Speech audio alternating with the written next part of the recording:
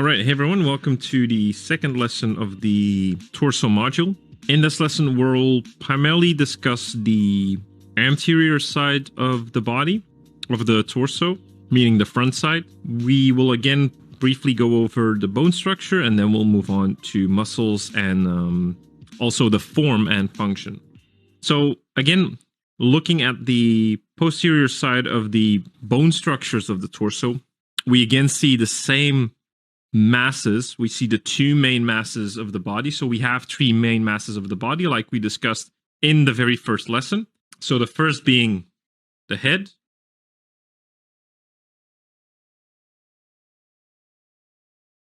then the mass for the rib cage,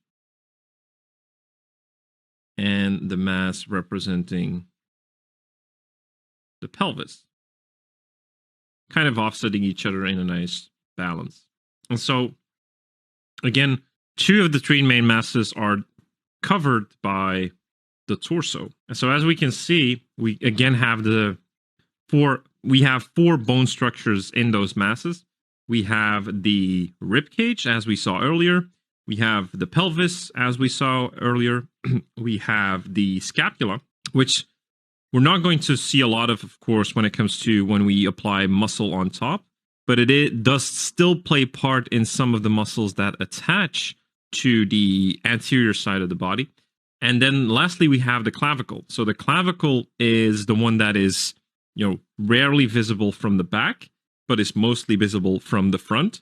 And it's one that we should remember on the anterior side. Other than that, there's not much to say about these bone structures. As you can see, when it comes to form, the clavicle sort of feels like a bike handle. And so every time I tend to draw a body from imagination and I want to indicate the rib cage, I will do that as well. So when I have, my head of a body looking in a particular way, and I have the neck attached to it, I will then use that bike handle principle a little bit. I won't draw it out completely, but I will use it a little bit as an indication of, where I want my body to sit or how to orientate my body in space. So it's definitely a good way of thinking about it and a good way of keeping it in mind. So again, it looks like a bike handle. And then in between the clavicle actually sits the sternum. So the sternum is a part of the rib cage itself. It's actually where all the ribs kind of come together, because they are, formed at the spine, and they come together at the sternum. And the sternum kind of looks like a tie, right? So it's like this smaller bone structure on top, and then this larger one. It's about 2/3 of it. It kind of looks like a tie. So if you want to remember that, if you want to have like a better way of remembering that, that's something that you can definitely use as a reference. That's basically it. When it comes to the pelvis, in terms of remembering its structure, it's a very, very complicated structure to remember. And honestly, I wouldn't bother with it unless you want to draw a lot of undeads and you want to show their pelvis sticking out or something. It's definitely something you can look up and research or reference. In terms of remembering a shape that is a little bit easier to grasp, I would say I would use the bucket effect, which is instead of drawing the pelvis like a box tilted in space, we can regard it as a cylinder tilted in space, right? So again, you need to know your cylinders, guys. But instead of the cylinder being equally spread out, it tapers at the bottom, and it kind of creates this bucket, right? You can also regard it as maybe half a sphere. So sphere like this, and then half a sphere, and then we flatten out the bottom. So we kind of flatten out the bottom a little bit and create this. So this kind of creates that bucket effect, right? So you can see that when I go over the pelvis, it's sort of tilted that way, and then it's a little bit tilted on the bottom as well, but you can sort of regard it as half a bucket sitting in space. So if I were to draw an orthographic view of it, it would be something like this, right? And that's something we didn't then just tilt a little bit.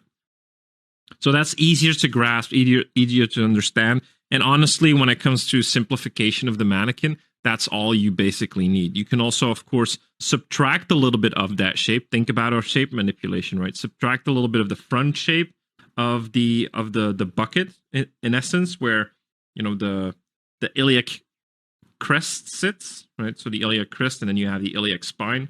So the iliac crest kind of sits here, and we can virtually cut out or subtract a part of it like this to maybe even better represent that shape of the pelvis.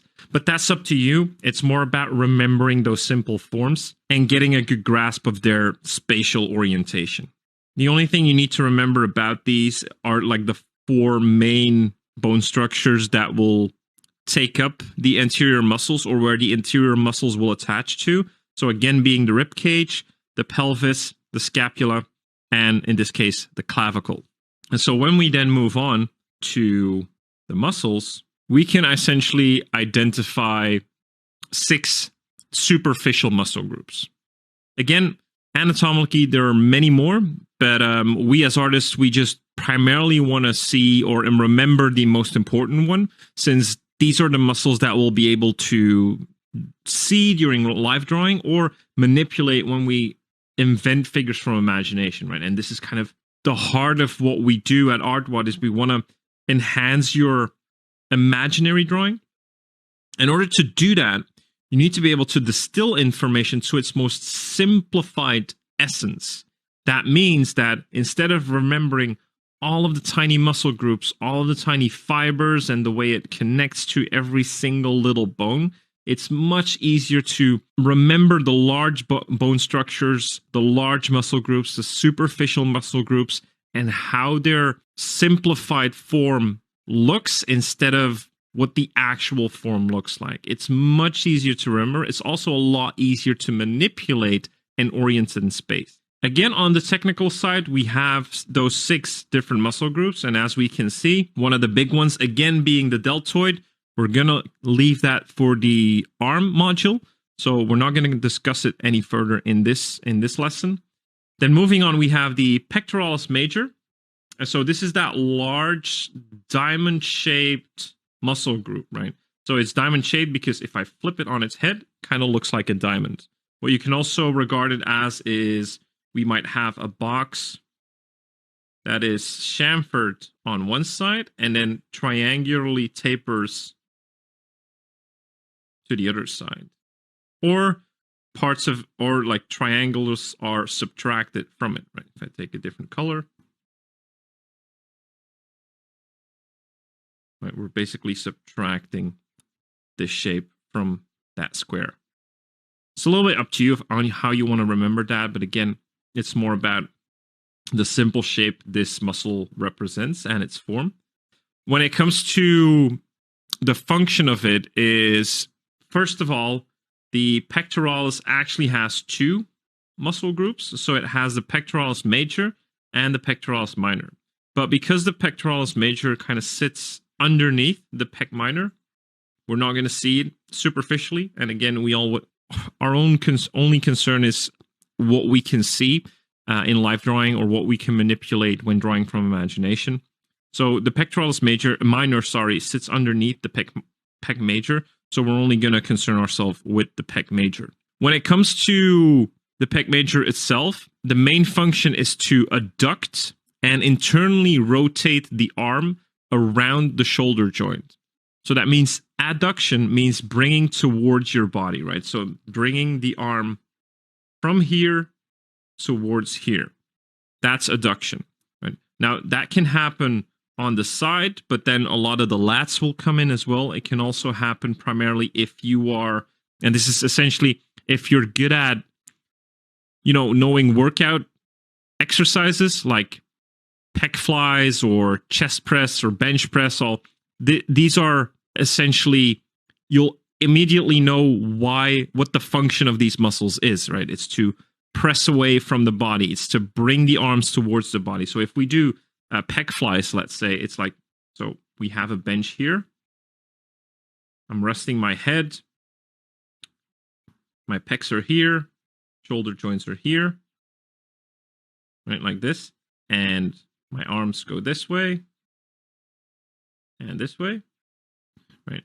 And I'm bringing my arms towards myself, or I'm moving them away again, but then the pecs kind of act as a support.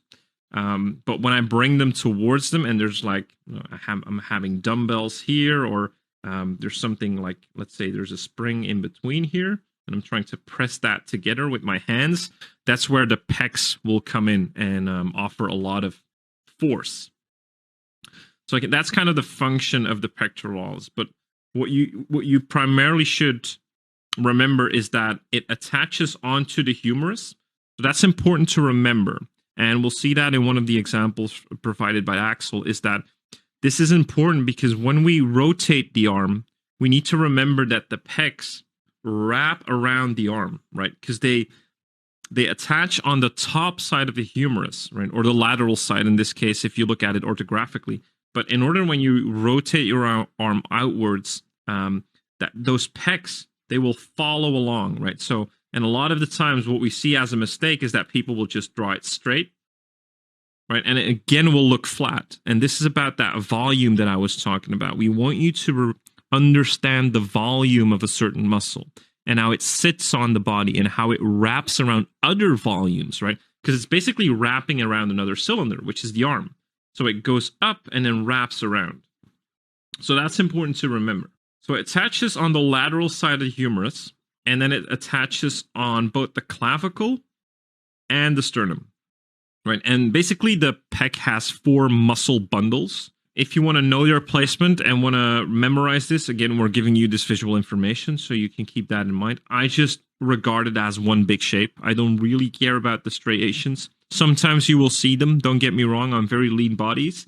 But for me, it's not as important. I just remember that it's attached to the humerus and then attaches on the clavicle on top, the sternum at the bottom, and a little bit of the rib as well before it goes back. So it always attaches a little bit along the rib cage before it kind of breaks apart from the rib cage and goes towards the lateral side of the humerus. And keep that in mind, because sometimes what we tend to see is that artists will draw the pecs and then just immediately go towards the humerus. And then we lose that form, that believability, that credibility of that pectoralis muscle. So keep that in mind when you're drawing. Right. Next up, again, we have the latissimus dorsi. As always, the latissimus will show when you have a very muscular body. If you don't, or if it's more of a feminine body, you will rarely see that, or it will be, it will be covered in more fatty tissue, and it just won't be as clear that it's the latissimus. But you can definitely see it in a muscular view or in a muscular torso. Because the lats attach on the medial side of the humerus, like on the inside of the humerus, they sneak up from behind the body, and because most of their volume is here as well, right? You can see this in side views when you raise your arm, or from live drawing, you can clearly see that latissimus indication. So it's a very present muscle, nonetheless, and you should definitely remember it. And then underneath that sit the serratus anterior. Very interesting muscle, because it's that quintessential, very distinguishable tooth-like shape that runs along. So it's these muscle bundles that run along the first 8 or 9 ribs of the body. They also insert on the inside of the scapula, so like the medial border is what they call it. And its main function is to protract the scapula. Now, this is an interesting thing about protraction. So you can see it here, the serratus, right? So it attaches on the inside of the scapula, and it runs along the ribs, right? And then kind of inserts into the obliques. Now, the interesting thing about this muscle is that it's if it's not functioning right, or you're getting less and less developed muscularly, or your positioning is weak, or you get some kind of injury, the attachment might loosen from the scapula, and you get something that's called scapular winging. So literally the scapula will detach itself from the rib cage, and will come outwards a little bit more. And if you look it up on Google, I wouldn't recommend it, but scapular winging, you'll always see very extreme examples when you Google things. But essentially, it kind of, your scapulas tend to detach from your body. And functionally, that's really not a good thing. But it's also called boxer's muscle. And so the reason it is called boxer's muscle is because what you do when you throw a punch, you move your arm forward, right? And this muscle kind of helps with that protraction. So it's a very, very functional muscle, a very interesting muscle. But the main thing I think you should remember, you can remember all of that info, of course, is that it sits underneath the latissimus, inserts into the oblique, and has this very, very quintessential, very recognizable and iconic tooth-like shape. Pay attention to a lot of muscle invention or character designs that show an exposed torso. You will almost always see artists indicating this. Right, again, we have the external obliques now seen from the front. You'll see a lot more from the external obliques on the front than you'll see on the back because they're hidden by the erector spinae and the latissimus dorsi. But on the front, they're very, very apparent, and they sit next to the abdominal muscles, of course. And again, they just run along and they insert underneath these two muscles, and they will sit on top of the iliac spine. So the iliac spine of the pelvis, right, which is that ridge that I was talking about. If we go, well, you can see it here, right? It's that ridge of the pelvis onto which the obliques will sit. And again, they work to control all of your abdomen, hold your organs in place. So they're very, very powerful and necessary muscles to have. Of course, all muscles are necessary on the body, but again, these are very flexible, very well-developed muscles as well. On almost everyone, they're pretty well-developed. Doesn't mean if you don't see them that they're not well-developed. Same thing actually goes for the abs, right? Because what the abs do is they regulate our abdominal pressure, right? They're not only there for Instagram pictures. They are there to support the trunk and regulate internal abdominal pressure. And so what you can see is that they consist of 8 muscle bundles, basically, that almost look like they're bricks laying on top of each other, right? One a little bit smaller than the other, but they're all very similar in shape. And so they all sort of interlock, where the last one, of course, has this very elongated shape, almost very similar to what you see on the backside on the trapezius, that lower part of the trapezius, very similar to that. And so that kind of gets mimicked onto the other side. And of course, when you have a 6-pack, you will see the top 3. Some people have an 8-pack and you will literally see all of the abdominal muscles, but that rarely happens. And you would need to have a really low body fat percentage, which almost never happens. But again, the famous 6-pack, this is where you get it from, right? It's from those abdominal muscles that have those muscle groups sitting on top of each other. The only thing I think for you to remember, guys, is that the shape of these muscles, how they look, and how you can interpret them graphically, and what their function is, because of course they have a good function. And again, at all times, keep in mind that these are flexible. Any of these muscles are flexible, right? We're just looking at them from the front, from orthographic views, and that's why I want you to also think about and learn the simplified forms of these and how you can internalize these simplified forms and think about them as flexible, simple forms that you can bend, manipulate, do whatever with. Because that's ultimately more important than trying to visually remember all the graphic details of what you're seeing here about the muscles. But anyway, those are like those 5 major superficial muscle groups, except for the deltoids, right? Those are the 6 that we're not covering in this lesson that you should definitely remember for the anterior side of the torso.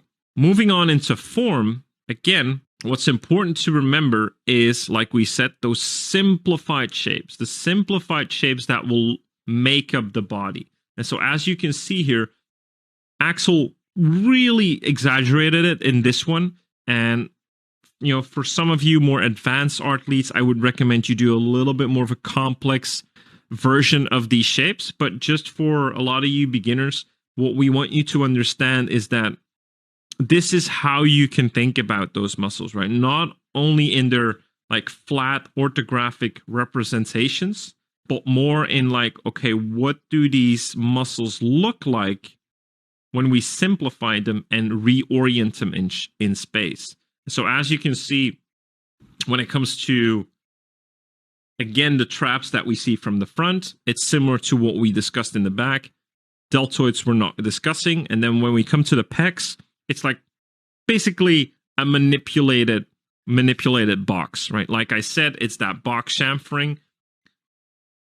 Axel's kind of treating like a complete box in this way, but again, keep in mind that he is still bending it across the rib cage, right?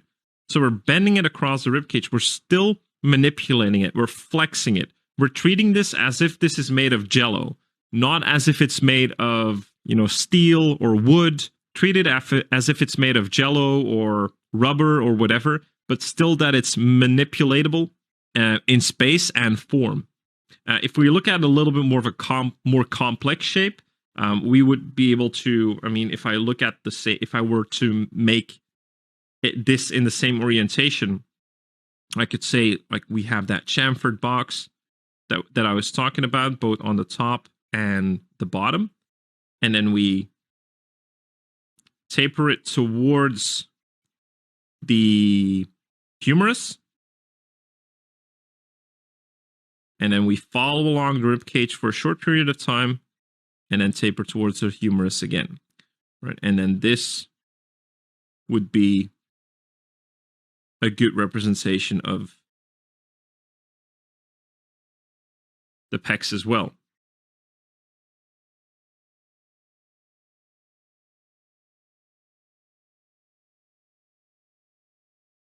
Right? We always want to regard them as being flexible forms that we can manipulate in space. But we always want to make sure that we understand the volume that makes up these shapes.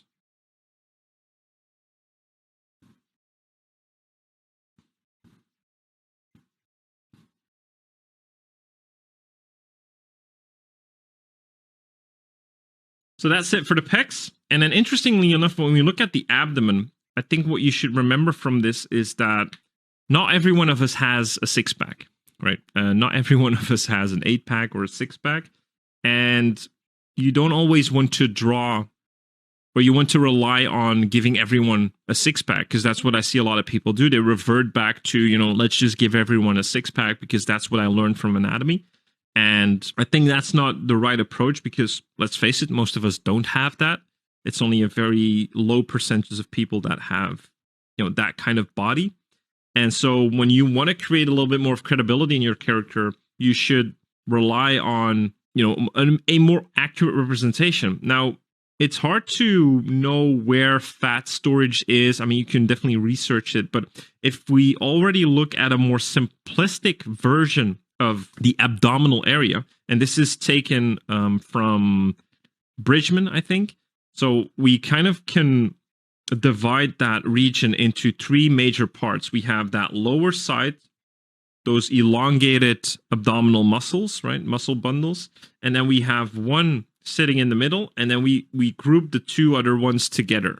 And so that kind of creates these simplified forms that we can use when the body either twists or turns or bends forward.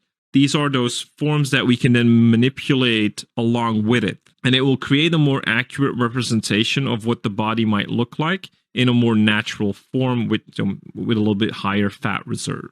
The oblique, same thing. It's those simple, boxy shapes that sit on top of your iliac crest or iliac spine.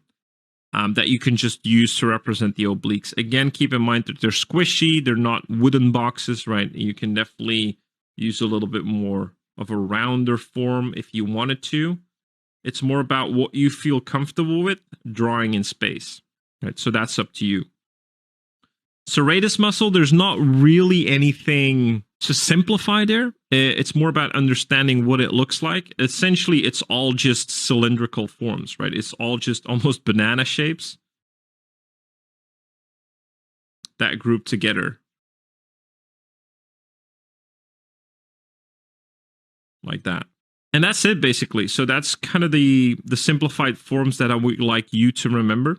Again, when we look at a shaded version of these muscles, we can usually again spot those major muscle groups that we can see on the front even when the skin is applied on top, right? So it would be the trapezius, the deltoids, the lats, the obliques, and even the serratus muscle and the abdominal muscle. But that's, usually when there's a little bit less of a fat reserve. So very lean bodies will show the serratus, like you can see here. Even here, it's, still very subtle, but you'll be able to see those serratus muscles. You'll be able to see the abdominal muscles. But again, it will highly depend on the fat reserve, the body type, and all of that.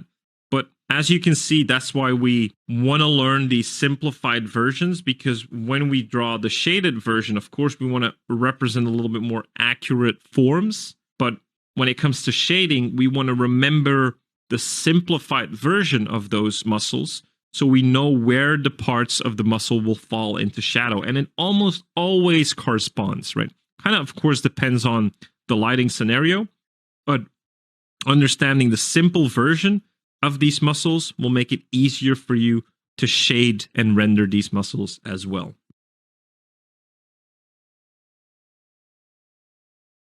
Hey athletes, welcome to lesson 2 of this module. In this lesson, we'll be focusing on the anterior side of the torso, meaning the front. As discussed in the previous lesson, the torso covers 2 main masses of the body, the rib cage and the pelvis. Again, 4 main bone structures will make up the torso from the front.